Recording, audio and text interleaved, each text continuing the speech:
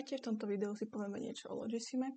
Odporúčam na dokumentovom serveri máte manuál k Logisimu, prejsť si ho. Sú tam nejaké veci, ktoré vlastne ja nebudem hovoriť, ale teda môžem vám pomôcť. Takže na úvod si pozrieme nejaké chyby a ako sa tu pracuje. Môžete vidieť nejaké nástroje. Tento prvý si prepínate rôzne stavy, ďalším pracujete na tom plátne. A ten ďalší je vlastne tu na texty. Potom tu máte pin, ktorý je vlastne vstupný, potom výstupný, negácia, AND-brána a OR-brána. Čo budete potrebovať je vlastne vo zložke wiring, konkrétne ten pin, a potom sú tu tie rôzne brány. Takže na začiatok, keď si vlastne zoberete ten pin, položíte ho na to plátno, je nejakým smerom orientovaný, kde je orientovaný, je ukázané vlastne touto paličkou, z ktorej ide vlastne ten output, ten wire. Viete si to tuto otočiť, dáme si to na juh, necháme ho ako input a nie ako output. Tento free state vždy vypíname a môžeme mu dať nejaký label, ktorý dáme vlastne nad. No a teraz tým vlastne máme tu ďalší pin, s ktorým môžeme pracovať. Môžeme si robiť ešte aj jeho negáciu. To zvyknem robiť takýmto spôsobom. Tieto rôzne veci, čo už na tej ploche máte, viete kopírovať, ale teda pozor na to, čo skopírujete. Treba to samozrejme aj dobre napojiť. Si to overím takto, že sa mi tá červočka pohla. No a máme teda to aj negované Bčko už.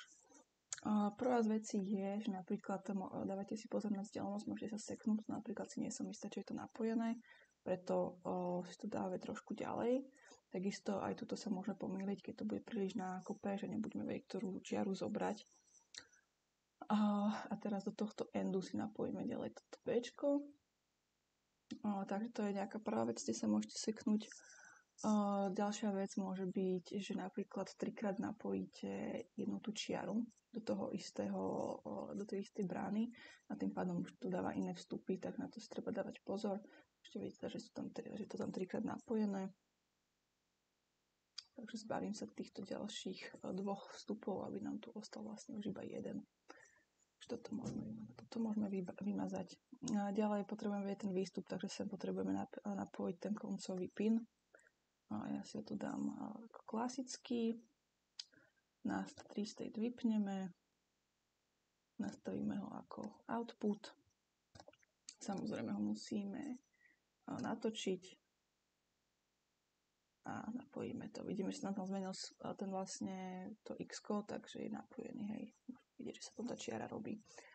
Ďalšia vec je, že teda opäť môže byť zlotočený. Tu vidíme, že to X-ko je modré. Keď to pohneme, tak proste nie je to tak, ako by sme chceli. Otočíme, napojíme, už je napojený. Tiež, čo sa môže stať, je, že náhodou budeme chcieť ťahať takto Ačko sem, ale niekde tu dáme tomu, že pustíme a dáme to sem. Je to chybné, pretože sme prepojili Ačko s Bčkom a teraz keď prepnem Ačko, tak máme proste červený obvod, lebo tu je na to prepojené a to práve, že nechceme. Takže treba si dávať aj na toto pozor. Nechám napojiť toto Bčko. Ďalšia vec, ktorý sa chce vyvarovať, je mať čo najmenej tých brán. To znamená, aby sme sa neopakovali. Takže už keď tu mám negované Ačko, tak už ho tu nebudem znova negovať. To si tu môžem označiť, vymazať. Vidíte, že sa označilo iba to, čo je označené celé. A samozrejme vlastne jedným kliknutím to vieme vymazať. To sa týka vlastne aj týchto výstupov, čiže keď niekde potrebujem end Ačka, Bčka, tak si ho nebudem ďalej vytvárať, ale normálne ho potiahnem stať to a vlastne môžem ísť hoci ktorým smerom potom. Čiže napríklad, keby ho chcem napojiť ešte sem, tak ho môžem napojiť nejako takto. No a ukážeme si ešte simuláciu, takže vidíme tu, najprv si to tu pekne pozapájam, tieto Ačka, Bčka, negáciu nebudem používať, pretože nám to netreba teraz. A môžete vidieť, že som si tuto dopredu vlastne naťahala tieto výstupy, aby som teda ich naozaj prepojila. Čiže všetko mám zelené, vyzerá, že to bude všetko dobre zapojené, to ešte teda uvidíme. A teda ako si to vieme overiť. Tu máme AND bránu. Do dokumentácie ste mali dávať takéto tabulky, myslím, že by ste ich mali vidieť tuto vpravo dole.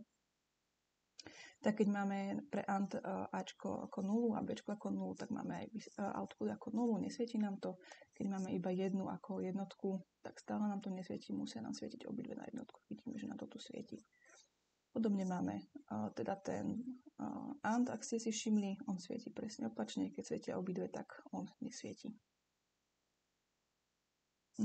OR nám svieti iba už aj vtedy, keď jeden je zapnutý, aj keď sú dva. NOR zase presne opačne, keď nie je nič zapnuté.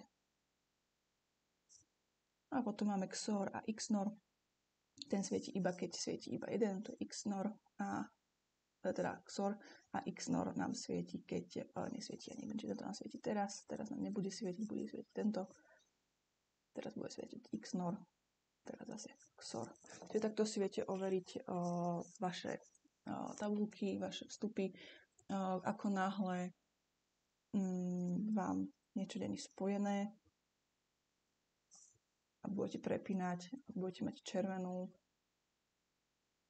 tak som nezvolil správnu bránu na to, tak viete, že nemáte niečo napojené.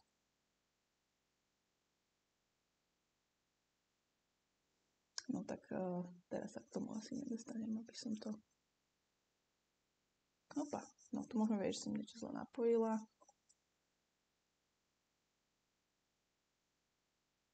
Takže tak to by bolo teda všetko z tohto videa.